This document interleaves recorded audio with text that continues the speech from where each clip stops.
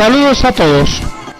En la semana anterior estudiaron la epidemiología de las infecciones de transmisión sexual como el VIH-Sida, la sífilis, la blenorragia, el papilomavirus y la hepatitis viral B. Hoy comenzaremos el estudio de los contenidos relacionados con las enfermedades emergentes y reemergentes, y se tratarán las características epidemiológicas de la enfermedad del ébola, de los legionarios, la criptosporidiosis, la enfermedad por hantavirus y el síndrome respiratorio agudo severo.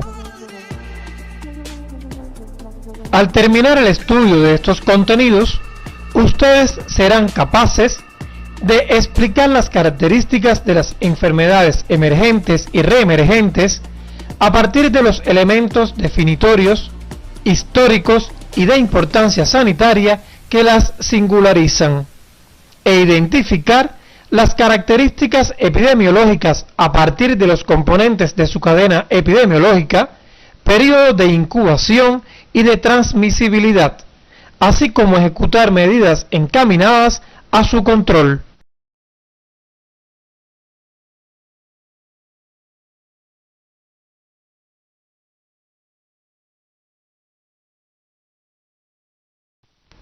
Las enfermedades emergentes y reemergentes son de naturaleza infecciosa y reciben estas denominaciones por elementos relacionados con cambios ocurridos en sus patrones de ocurrencia a lo largo del tiempo. Así, por ejemplo, se dice que una enfermedad infecciosa es emergente cuando son infecciones nuevas aparecidas en una población dada a partir de los últimos 20 años del pasado siglo y aún continúan siendo un problema de salud a nivel mundial. Entre ellas se encuentran las enfermedades por retrovirus, arenavirus, hantavirus, coronavirus, el virus ébola y nuevas especies de microsporidios. Mientras que las reemergentes se refieren a enfermedades infecciosas que existieron con anterioridad y se presumía que habían desaparecido o disminuido su incidencia, y en los últimos tiempos comienzan a elevar su frecuencia o aparecen en número mayor de zonas geográficas. Ejemplo de ellas tenemos las enfermedades provocadas por enterobacterias, estafilococos, neumococos, gonococos, Mycobacterium tuberculosis, parásitos de la malaria, virus del dengue y otros agentes patógenos que son resistentes a uno o varios medicamentos. Para entender la génesis de estas enfermedades, hay que remontarse a la evolución histórica del proceso salud-enfermedad, que en los primeros momentos estuvo ligado a agentes externos de naturaleza física o biológica. Por tanto, las enfermedades infecciosas han afectado a los seres humanos desde los comienzos de la civilización, con aparición de brotes súbitos e impredecibles y con frecuencia de proporciones epidémicas. Los avances científicos de finales del siglo XIX y principios del XX dieron por resultado la prevención y el control de numerosas enfermedades infecciosas, en especial en los países con mayor desarrollo económico. Sin embargo, a pesar de esas mejoras en la salud, continuaron apareciendo brotes de enfermedades transmisibles y surgen nuevas infecciones influidas por factores demográficos, de comportamiento, tecnológicos, industriales y del desarrollo económico en general. En la actualidad, estas enfermedades constituyen uno de los problemas de salud que más interés han despertado en el mundo, dada su elevada morbilidad y mortalidad, que hace considerarlas catástrofes nacionales. Otro elemento de interés es el costo económico para estos países por los gastos sanitarios directos y la dependencia económica de sectores de la población, además del dolor y sufrimiento humano que se produce ante esta situación, lo que puede ser prevenido con la voluntad política de los gobiernos. El riesgo de padecer las enfermedades emergentes y reemergentes no es similar para todas las poblaciones. Existen condiciones personales que predisponen a contraerlas. Tal es el caso de condiciones biológicas relacionadas con la estructura, funcionamiento del organismo y las conductas humanas. También existen condiciones ambientales que incluyen el medio natural, las actividades humanas y la prestación de los servicios de salud. A partir de estas condiciones, las poblaciones con mayor riesgo son aquellas que tienen personas con inmunidad disminuida de cualquier etiología, ancianos, alto número de institucionalizados en hospitales y residencias de asistencia social, personas privadas o con poco acceso a los servicios de salud, niños atendidos en instituciones infantiles, deficiencia en la calidad y cobertura del suministro de agua, así como inmigrantes que pueden transmitir enfermedades frecuentes en sus países de origen o padecer otras presentes en el país receptor. Los principales factores relacionados con la emergencia y reemergencia de las enfermedades transmisibles en la actualidad, según su naturaleza, se debe a cambios ecológicos derivados de la contaminación del agua, los suelos y la deforestación, entre otros. Desarrollo agrícola con uso indiscriminado de plaguicidas. Cambios demográficos por crecimientos y migraciones poblacionales. Incrementos de viajes nacionales e internacionales con fines comerciales o de recreo. Desarrollo tecnológico e industrial dado por la globalización de suministros de alimentos, transporte de tejidos y órganos, así como la producción de drogas que producen inmunosupresión. Adaptación microbiana a cambios ambientales por amplio uso de antibióticos y fracaso de las intervenciones sanitarias para la prevención y el control de dichas enfermedades.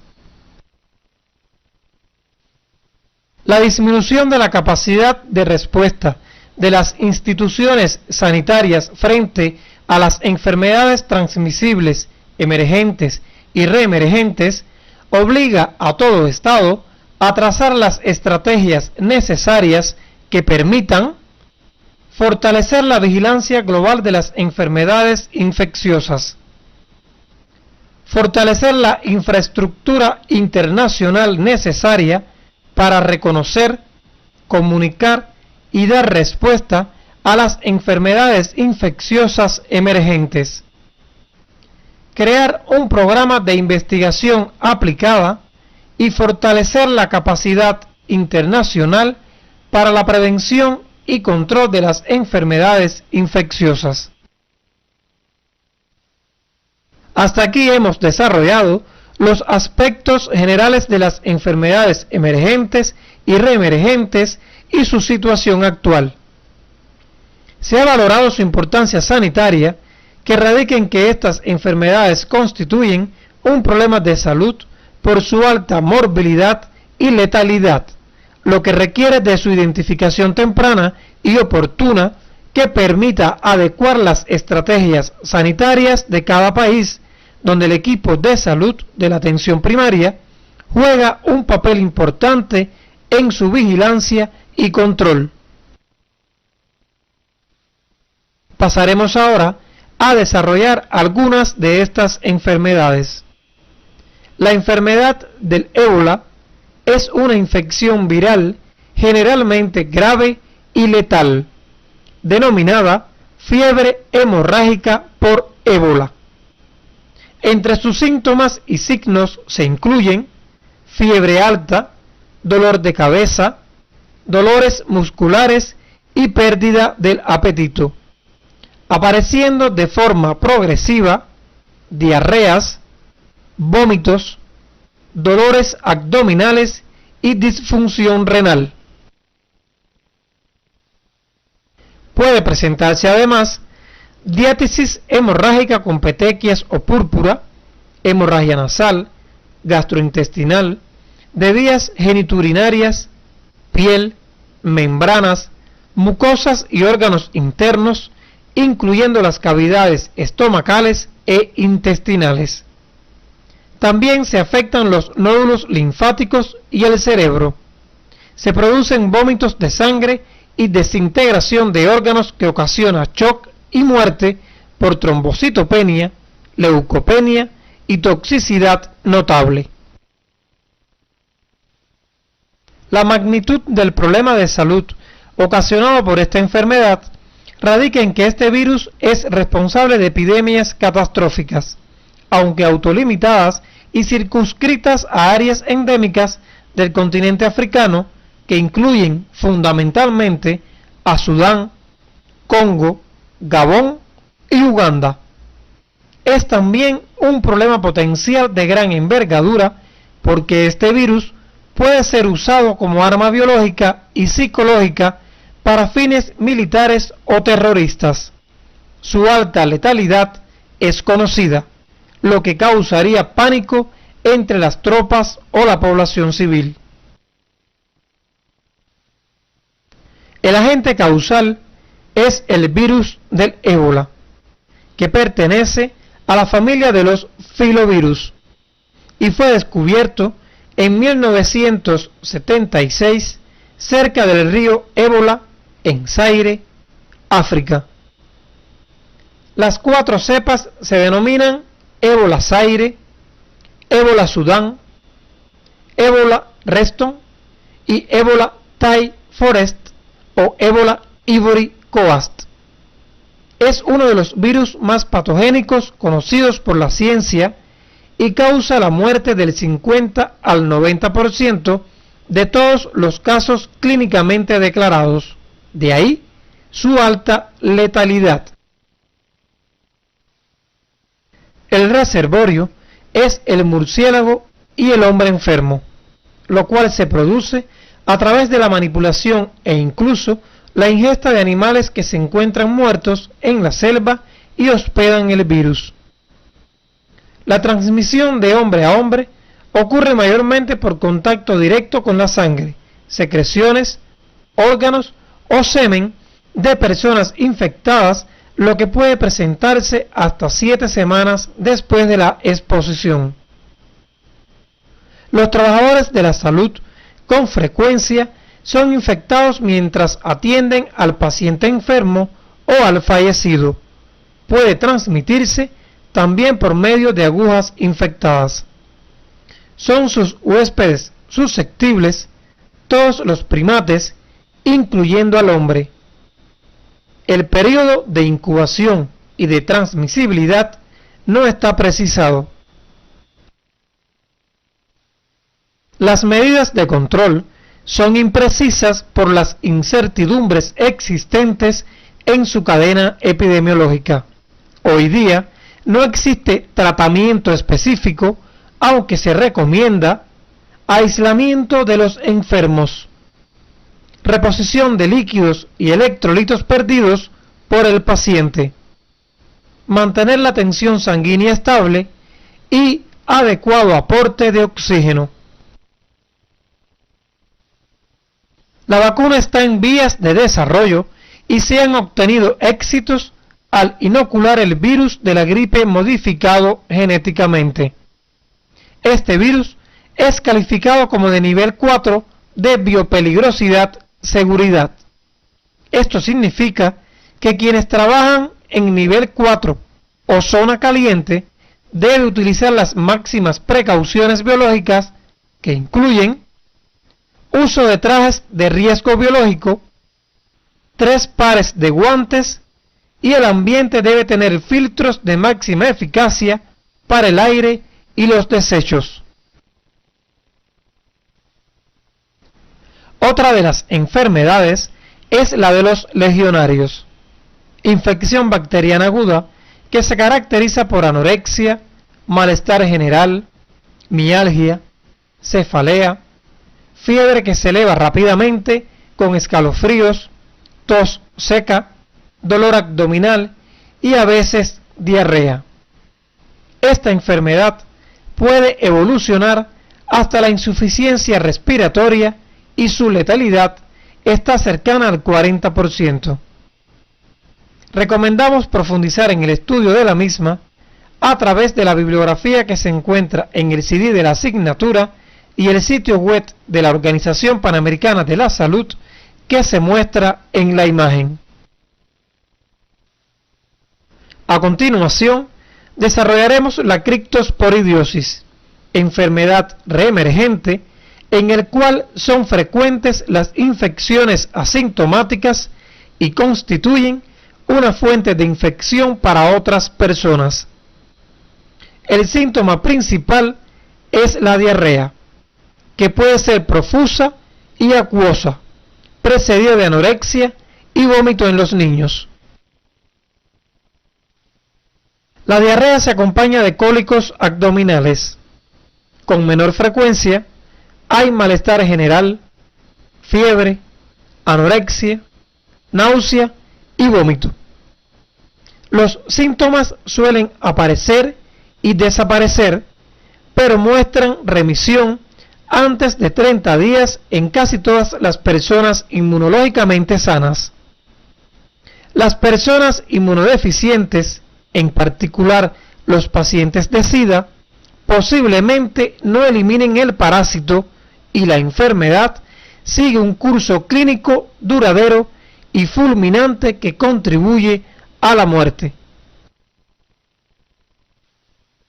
El agente causal es el Cryptosporidium parvum, protozoo unicelular que vive en los intestinos del ganado bovino, otros animales domésticos y el ser humano, los cuales constituyen reservorio de la enfermedad. La puerta de salida es el ano de los reservorios, mientras que la vía de transmisión es fecal-oral, que incluye transmisión de una persona a otra, de un animal a una persona y la transmisión a través de agua y alimentos contaminados.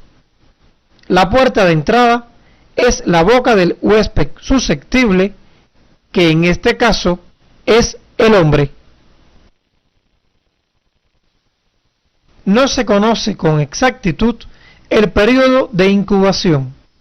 Los límites probables van de 1 a 12 días con un promedio de 7 días. El periodo de transmisibilidad comienza con el inicio de los síntomas hasta varias semanas después de desaparecer las manifestaciones clínicas. Las formas infectantes la constituyen los oocitos que se expulsan por las heces, los cuales fuera del cuerpo, en un medio húmedo, pueden conservar su infecciosidad entre 2 y 6 meses. Por el momento, no hay medicamentos que puedan curarla. Las personas con un sistema inmune sano se recuperan por sí solas y aparentemente desarrollan alguna inmunidad que los defienden de infecciones posteriores. Las medidas de higiene profilácticas en la transmisión fecal-oral son decisivas y entre ellas se encuentran acciones preventivas encaminadas a educar respecto a la higiene personal, eliminación sanitaria de las heces y cuidado en la manipulación de excretas de animales o humanos, lavado de las manos y hervir el agua para beber. Entre las acciones para el control del paciente, los contactos y el ambiente inmediato se encuentran beber gran cantidad de líquidos para prevenir la deshidratación, notificar los casos, aislar a los enfermos hospitalizados, donde se deben seguir las precauciones de tipo entérico en la manipulación de las heces, los vómitos y la ropa personal y de cama contaminadas. Excluir a las personas sintomáticas de los sitios donde se manipulan alimentos y de la atención directa de los pacientes hospitalizados o internados. Y por último, realizar desinfección concurrente. Otra de las enfermedades emergentes es el síndrome pulmonar causado por el hantavirus, enfermedad vírica zoonótica aguda extremadamente seria con una letalidad entre el 40 y el 50%. Los síntomas iniciales son dolores musculares y fiebre. Son comunes el dolor de cabeza, tos, náusea o vómito, diarrea y dolor abdominal. Sin embargo, el síntoma primario es la dificultad respiratoria causada por la acumulación de fluidos en los pulmones. Esto puede ocasionar desde dificultad para respirar hasta paro respiratorio.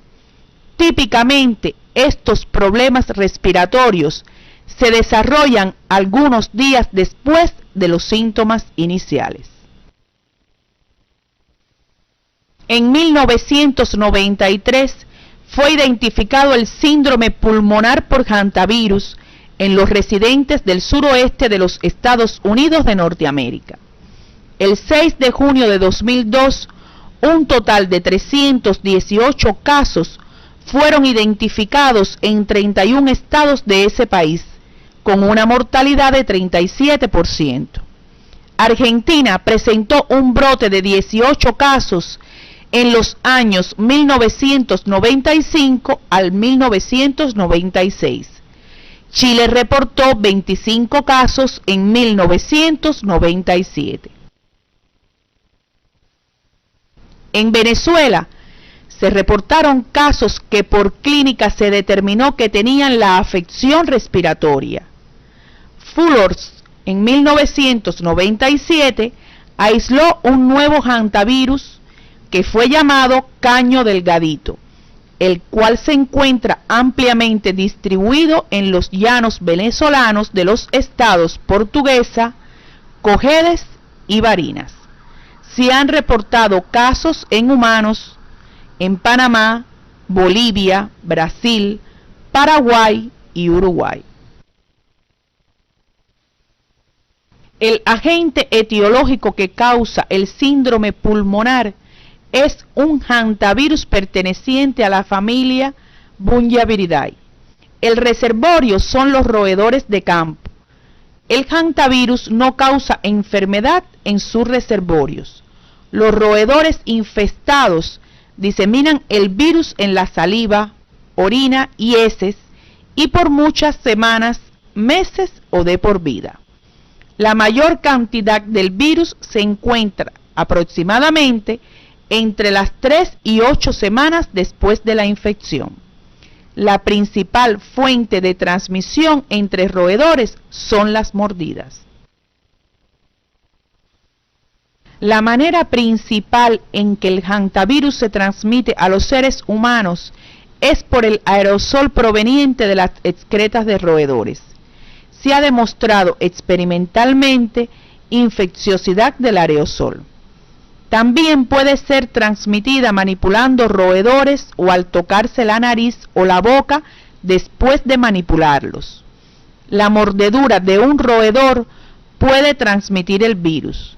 No hay evidencia que los gatos o perros transmitan la enfermedad a los seres humanos. En relación con el huésped susceptible, las personas sin datos serológicos de infecciones pasadas son uniformemente susceptibles. En cuanto al periodo de incubación, este varía desde unos pocos días hasta casi 2 meses, pero por lo regular es de 2 a 4 semanas. La transmisión de una persona a otra es rara.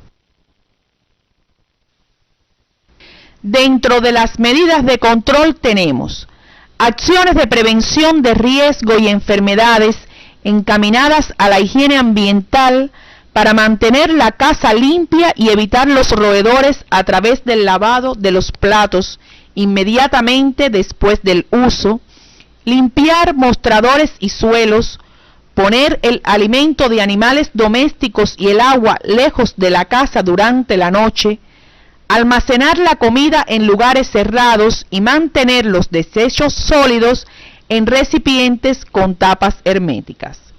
Evitar que los ratones entren en la casa sellando todas las aberturas. Evitar que se revuelva o respire polvo.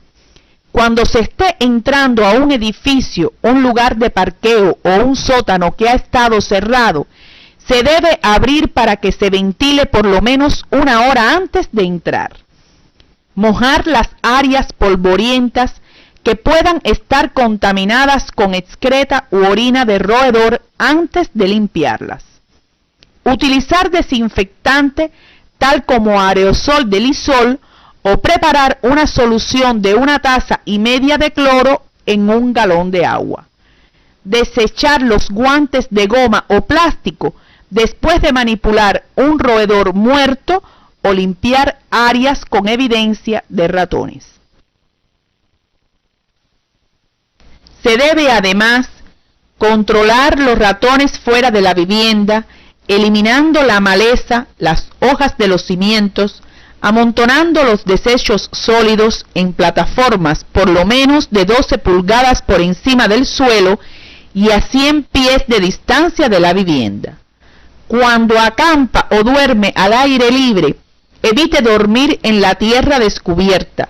Utilice un cobertor, colchón o catre elevado y, si es posible, guarde los alimentos en envases sellados contra roedores y descarte, entierre o queme todos los desechos sólidos cuanto antes.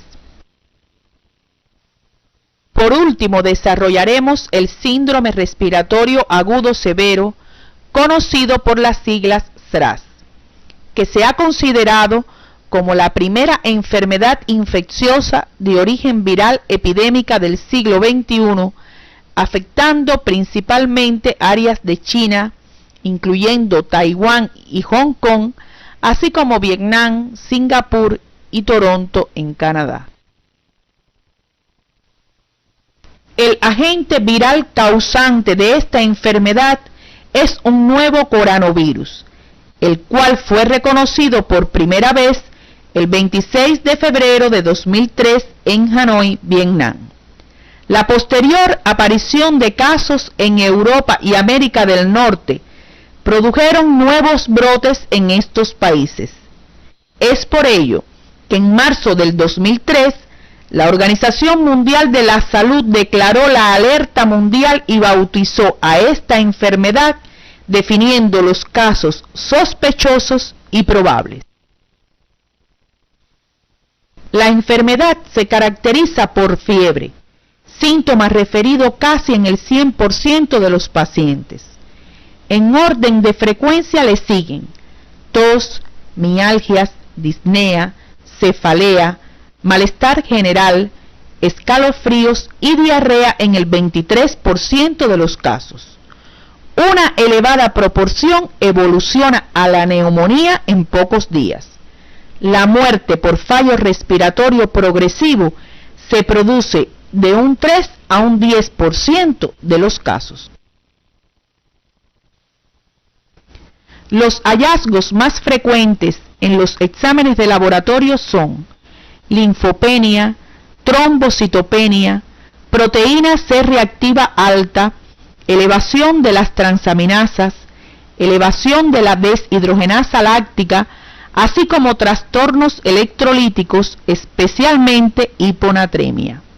En cuanto a los hallazgos radiográficos, según una serie de casos descritos en Canadá, al momento del ingreso se observaron infiltrados unilaterales y bilaterales en el 46% y 29% respectivamente.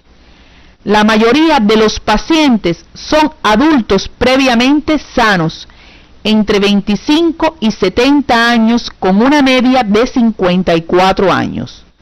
La letalidad es del 50% en las personas de 65 años y más. La Organización Mundial de la Salud ha notificado casos en 29 países de Asia, el 92% de estos en China. También se han diagnosticado en Europa, África, Norte y Sudamérica. En esta última, solo se han reportado 3 casos en Brasil y 1 caso en Colombia. El mayor número de casos a nivel mundial fue reportado entre la segunda quincena de marzo y la primera quincena de mayo del 2003. A raíz de esta epidemia y la alarma mundial, en Vietnam las autoridades sanitarias y políticas en forma temprana adoptaron medidas estrictas de cuarentena y control sanitario de los casos y contactos, logrando ser el primer país en controlar esta nueva epidemia. El agente infeccioso es un nuevo virus perteneciente al género coronavirus.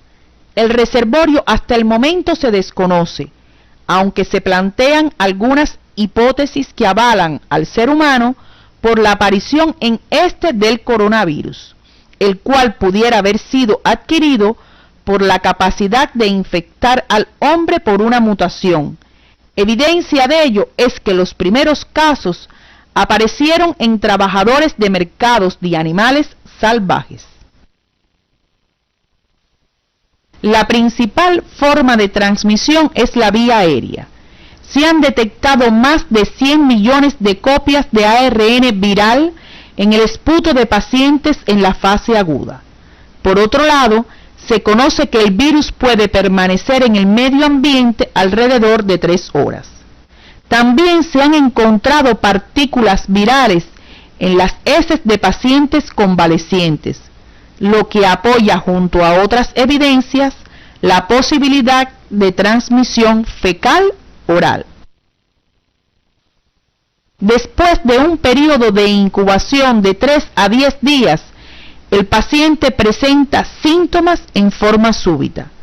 No se conoce el periodo de transmisibilidad. La susceptibilidad se desconoce, pero se piensa que es universal. Las personas de mayor riesgo hasta el momento para contraer la enfermedad son los trabajadores sanitarios. La estrategia para el control de esta nueva enfermedad está basada en 3 pilares fundamentales: la detección temprana del caso, su aislamiento y el manejo de los contactos. La mejor estrategia para limitar la transmisión dentro del hospital es el aislamiento. El paciente debe ser evaluado en un ambiente aislado y debe usar una mascarilla que filtre el aire expirado. El personal de salud que lo atienda debe usar mascarilla, lentes protectores y debe lavarse las manos antes y después de atender al paciente. Debe recordarse que el estetoscopio y otras herramientas son potenciales rutas de transmisión. El uso de desinfectantes debe estar disponible a concentraciones adecuadas. La detección y control de los contactos es una de las medidas más efectivas. Se define como contacto cercano a toda persona que esté en riesgo de desarrollar SRAS debido a la exposición de un paciente con esta enfermedad, entendiéndose como exposiciones de riesgo el vivir, cuidar o tener contacto directo con secreciones respiratorias u otros fluidos corporales de un paciente con SRAS.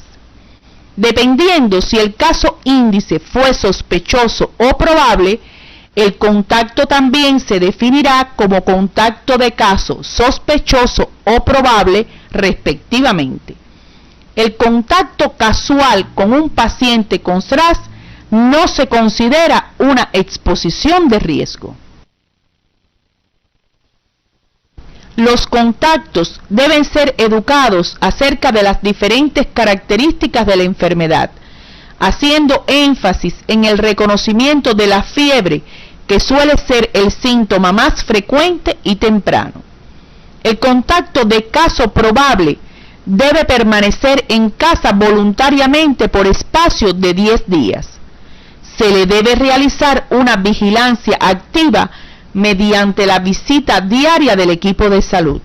En cambio, el contacto de caso sospechoso puede continuar realizando sus actividades fuera de casa, pero comunicándose diariamente con el servicio de salud. Hasta aquí hemos visto los principales aspectos históricos, epidemiológicos, clínicos, terapéuticos y medidas de control de algunas de las enfermedades emergentes y reemergentes. Para profundizar en el contenido, deben revisar la bibliografía básica del tema que aparece en el CD de la asignatura y también pueden actualizar la información visitando la página web de la Organización Panamericana de la Salud. A continuación le proponemos la siguiente tarea docente. Complete para cada enfermedad el cuadro resumen que se muestra en la imagen, atendiendo a clasificación en emergente o reemergente, causas de la emergencia o reemergencia, modo de transmisión, cuadro clínico y medidas de control. Para ello, les recomendamos revisar la bibliografía que aparece en el CD de la asignatura y visite la página web de enfermedades emergentes y reemergentes de la Organización Panamericana de la Salud recomendada anteriormente.